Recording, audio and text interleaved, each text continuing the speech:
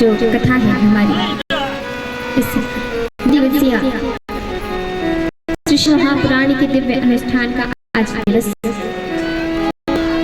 जिसमें आज आप और हम सभी मिलकर देवादिदेव महादेव के दिव्य गुणों, दिव्य लीलाओं को जानने का प्रयास करेंगे। शिव तत्व क्या है उसे जानने का प्रयास करेंगे। और जैसे कि कल की कथा में आप सभी ने श्रवण किया, क्या श्रवण किया कि देवादिदेव महादेव की जो कथा है ये कहां पर हो रही है, कहां हो रही है? कल कौन कौन था कलश यात्रा में? कलश यात्रा के बाद कथा में कौन कौन उपस्थित था? सभी थे।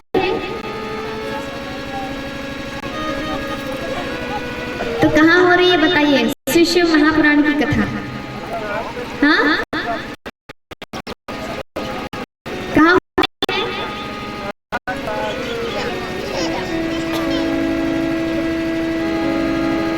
यहाँ अभी वाचन हो रहा है, तो कहाँ हो रहा है? सेंटिया ग्राम में। परंतु हुई कहाँ? सर्वप्रथम श्री सूत जी महाराज ने श्री शिव महापुराण की कथा 28,000 संकादिक ऋषियों को कहाँ पर श्रवण करवाई है? प्रयागराज में, उस दिव्य भूमि में जहाँ सरस्वती का संगम स्थल है, जहाँ पर तीनों नदियां परस्पर आकर समान धाराओं में बहती है और मिलती है, जहाँ पर तीनों का संगम होता है। हम जाते हैं ना, अभी कुंभ कौन कौन गया था? हाँ, कोई गया था स्नान करने कुंभ? अच्छा, कितने लोग गए थे कुंभ स्नान में बताइए? गए थे। और बाकी? हाँ, गए थे। अब जितने लोग नहीं गए, जो कुंभ स्नान करने गए, तो जो गंगा यमुना सरस्वती का जो संगम स्थल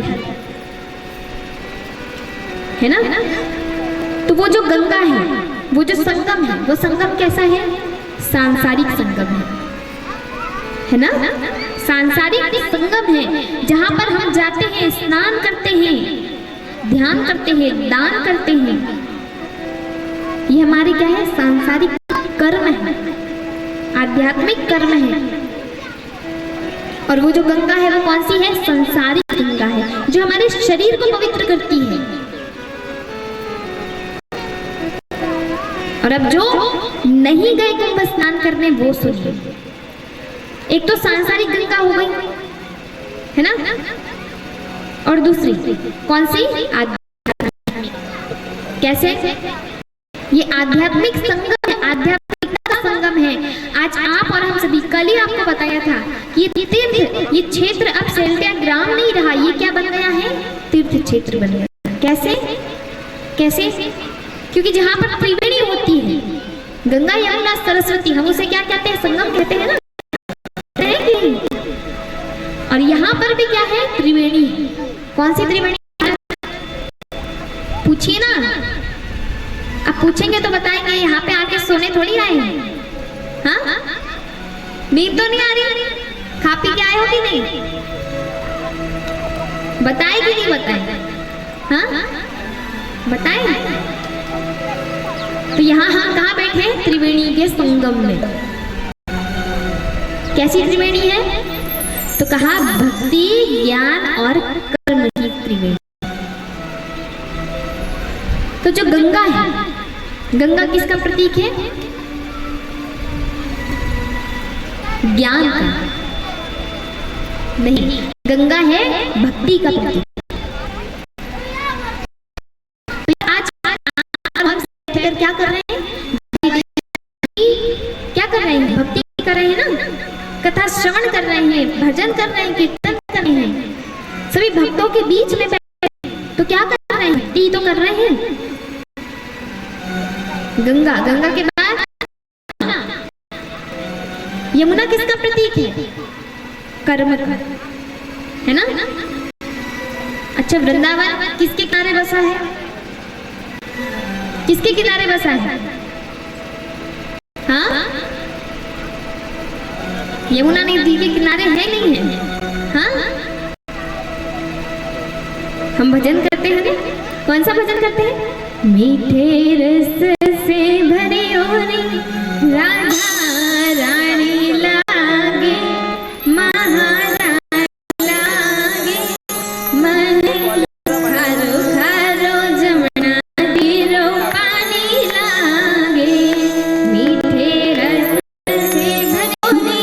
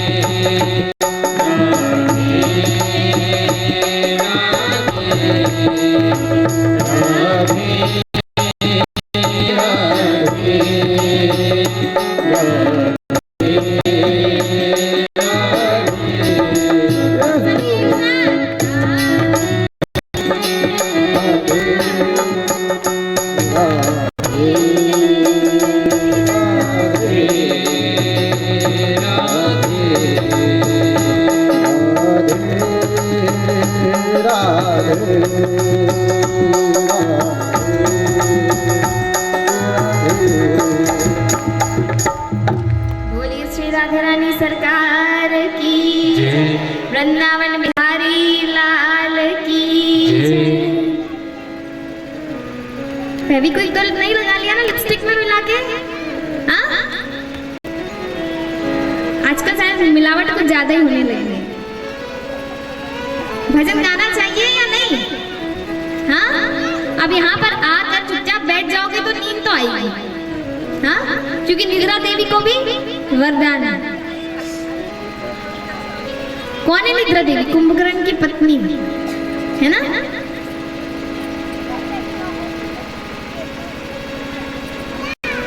परीक्षा लेने आती है निद्रा देवी। जब जब भक्त भजन करता है, भक्ति करता है, तो उस भक्ति की शक्ति की परीक्षा लेने आती है। और यदि यहाँ कथा प्रांगण में कथा सुनते हुए, भजन करते हुए, सत्संग में यदि आपको झपकी भी लग गई ना, या उबासी भी आ गई, तो सोच लो कि आपकी कथा श्रवण का पूरा फल सुमित्रा देवी ने ले लिया। फिर आप खाली हो गए। इतनी मेहनत करी कि भाई चलो 9 दिन की श्री शिव महापुराण सुनेंगे, और एक उबासी ली, सब किया धरा पानी में,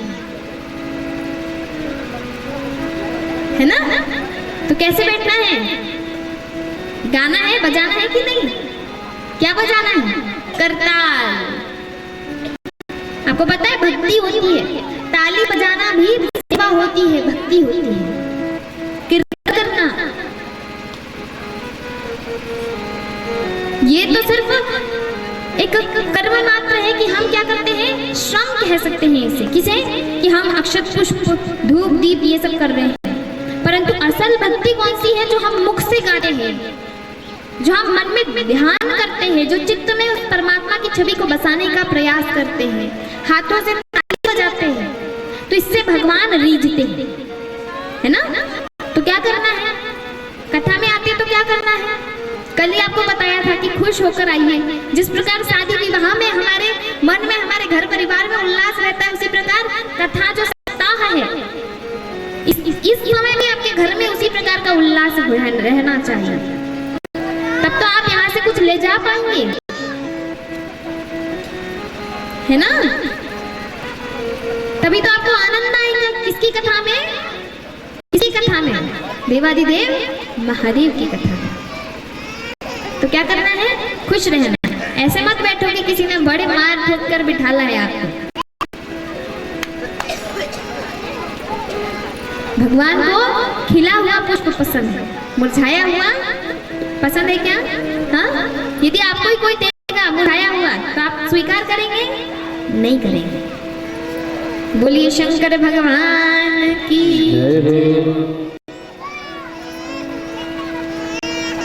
तो कितनी नदियों का वर्णन हो गया? क्या क्या सुन लिया हमने? क्या क्या सुन लिया? गंगा और यमुना। अब कौन सी बची? सरस्वती। तो जो सरस्वती नदी है किसका प्रतीक है? ज्ञान। और जो संगम में स्नान करने गए थे कुंभ में, उन्हें पता ही होगा कि सरस्वती नदी दिखती है क्या? नहीं दिखती, विलुप्त है। क्यों है? अप्रगट्य रूप से वहां पर उपस्थित है। तो अप्रगट्य रूप से उपस्थित होने का क्या तात्पर्य है? और क्या कहा? सरस्वती किसका प्रतीक है? ज्ञान का प्रतीक है। तो अच्छा बताइए कि यहाँ पर इतने सब बैठे हैं ना, है ना? तो कोई इस बात की पुष्टि कर सकता है कि भाई इस व्यक्ति इतने किलो का ज्ञान है तो इसके उस व्यक्ति में इतने दर्जन का ज्ञान है? कोई ये बात बता सकता है? इसके अंदर 2.5 किलो है, उसके अंदर 1 किलो है, उसके अंदर 10 ग्राम ही है बस।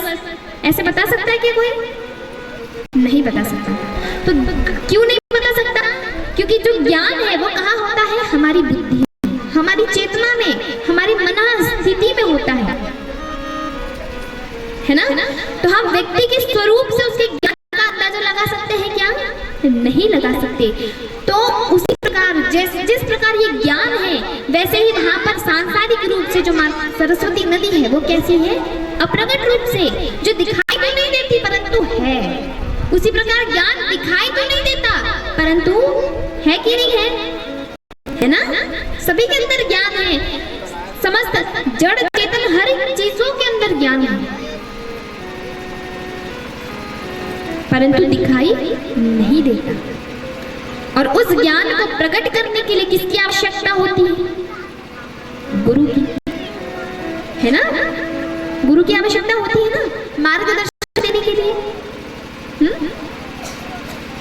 क्योंकि सिद्धियां तो हर किसी व्यक्ति के पास है, परंतु उस सिद्धि को यदि प्रकट करना है तो हमें किसकी शरण में जाना पड़ेगा?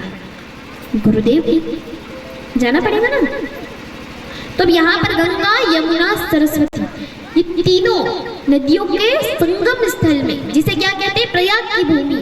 उस प्रयाग की भूमि में आज श्री सूत जी महाराज कहाँ बैठे हैं? व्यास आसन पर बैठे हैं। और समस्त जो 88,000 ऋषिगण है वो कहाँ बैठे हैं?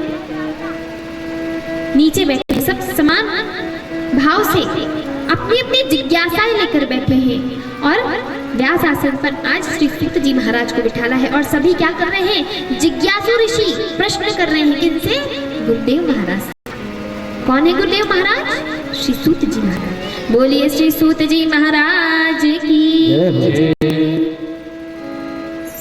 अब देखिए जिज्ञासा, यहाँ पे जिज्ञासा शब्द है। जिज्ञासा क्या होता है? हमने 8 दिन 9 दिन का समय निकाला है ना, किसके लिए? कथा श्रवण करने के लिए। परंतु कथा श्रवण के साथ साथ उन्हें अपने चित्त में उतारने के लिए, है ना, शिव तत्व को समझने के लिए और शिव को अपने जीवन में उतारने के लिए, शिव की शक्ति को अपने जीवन में धारण करने के लिए, है ना, निकाला है ना सभी ने समय। हाँ, सभी कोई अपना अपना काम छोड़कर आते हैं। अब देखो बच्चों, जिसने भी आवाज करी और जो भी यहाँ से हिला, कब तक? आरती तक, ठीक है? या तो बैठे रहो, नहीं तो फिर तो खेलने चले जाओ, और यहाँ से हिलना नहीं अगर बैठे हो तो, नहीं तो फिर यहाँ पर आकर आपको क्या है, अनाराम बोल के बताना पड़ेगा, ठीक है? तो उठना वहां से वही जिसको अनाराम आते हो, ठीक है? फिर आरती के बाद में आप सभी को प्रसाद हम देंगे, ओके, ठीक है? और आवाज कोई भी नहीं करेगा।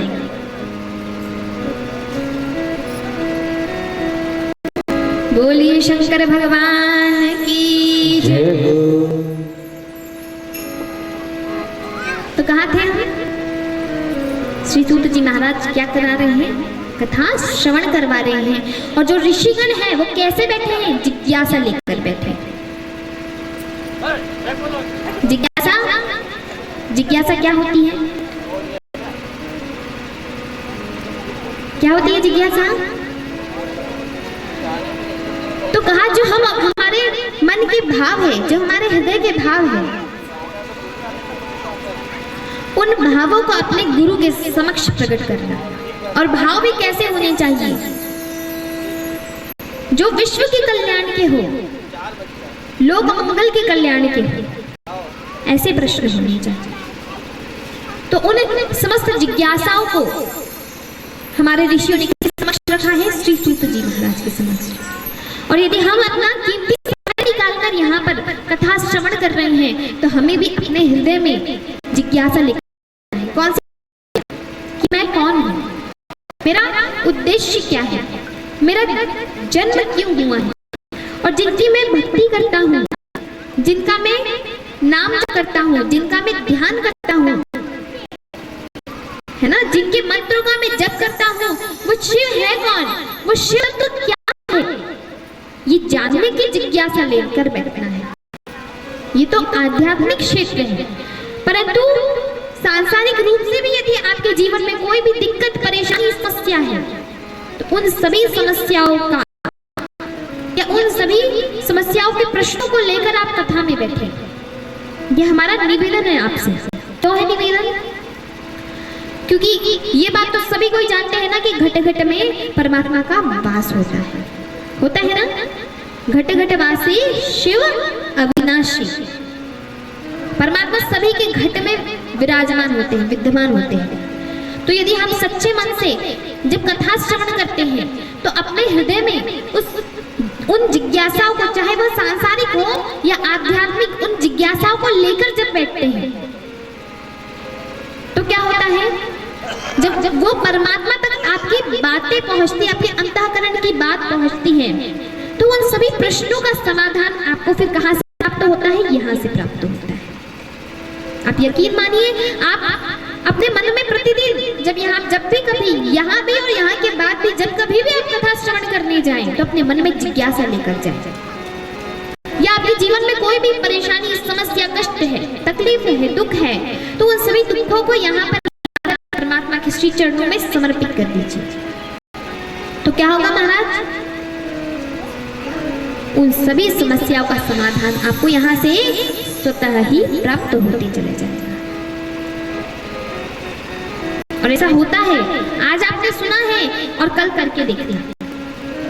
भी प्रश्न होगा, ये जो भी दुविधा होगी आपके मन की, आपके जीवन की, उन सभी दुविधाओं का सभी प्रश्नों का समाधान आपको यहाँ से प्राप्त हो जाएगा। कहाँ से? श्री शिव महापुराण की कथा से। ऐसी दिव्य पतित पावनी ये त्रिवेणी स्वरूप दिव्य कथा, श्री शिव महापुराण की कथा आज आप और हम सभी के समक्ष उपस्थित है। तो जिस स्थान पर ये कथा हो रही है वो क्षेत्र कैसा हो गया? तीर्थ क्षेत्र हो गया। तो अभी सेल्टिया ग्राम नहीं है, कौन सा क्षेत्र है? ये भी उस त्रिवेणी का संगम स्थल है, ये भी उस पतित पावनी माँ गंगा का पावन तट है जहाँ पर श्री शिव महापुराण की कथा हो रही है। बोलिए शिव महापुराण की जय, शिव शंकर भगवान की जय। तो ऐसे ही सभी ऋषिगण कैसे बैठे हैं? अपनी अपनी जिज्ञासाएं लेकर, उनके जीवन में जो भी प्रश्न है स्वयं के और साथ साथ में समस्त जनमानस के कल्याण हेतु उन्होंने कई सारे प्रश्न किए हैं और हमारे श्री सूत जी महाराज ने उत्तर दिए हैं। और इन्हीं प्रश्न उत्तर में क्या हुई है कि दिव्य दिव्य पुराणों की, दिव्य दिव्य ग्रंथों की रचना हुई और उसी के माध्यम से आज आप और हम सभी तक ये दिव्य ग्रंथ, ये दिव्य पुराण पहुंचा, ये दिव्य ज्ञान पहुंचा है। और ज्ञान जीवन में कितना आवश्यक है ये आप सभी जानते हैं, क्योंकि कहते हैं ना ज्ञानहीनः पशु भी समानः। जो ज्ञानहीन होता है वो व्यक्ति कैसा होता है? पशु के समान। इसलिए ज्ञान होना अति आवश्यक है, परंतु ज्ञान कैसा? जो आत्म कल्याण का हो, जो लोक कल्याण का हो। क्योंकि जब तक आत्मा का हम स्वयं का कल्याण नहीं करेंगे, स्वयं को संतुष्ट नहीं करेंगे, तब तक हम किसी को संतुष्ट कर पाएंगे क्या? नहीं। तब तक हम लोक कल्याण कर पाएंगे क्या? नहीं कर पाएंगे। तो ये दोनों प्रकार का ज्ञान हमें कहाँ से प्राप्त होता है? महापुराण की ये दिव्य कथा से। तो आप सभी से निवेदन है कि सभी जिज्ञासा लेकर कथा में बैठे। और ऋषियों ने 3 प्रश्न किए थे कल। कौन कौन से? सद्ज्ञान की प्राप्ति कैसे हो, सद्भक्ति की प्राप्ति कैसे हो, और विवेको वर्धते कथम, विवेक की प्राप्ति कैसे हो। क्योंकि कल थोड़ी सी अव्यवस्था हो गई थी तो शायद किसी को कथा समझ में ना आई, तो इसको हम